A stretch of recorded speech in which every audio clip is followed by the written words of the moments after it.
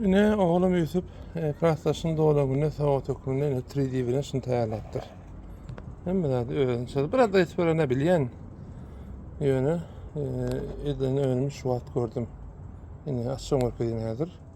Yine şeyle kutuyu. Yine umarında ne şeyle.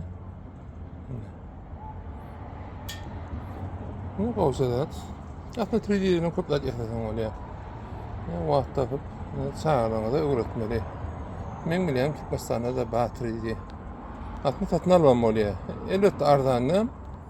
Ýöne man menem atda Türkmenistan aramda hep basa öýe satyn almany planlaýar. O jönüme.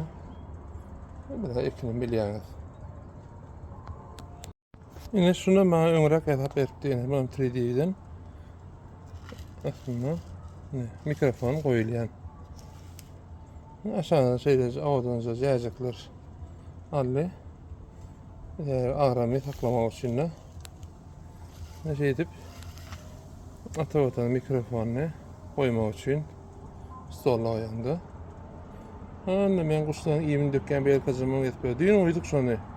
Yiyem döküptür. Yani ütküp etmem alanak ya kuşlar iyi mi alanak? Bir kaçayım başka tapmanı.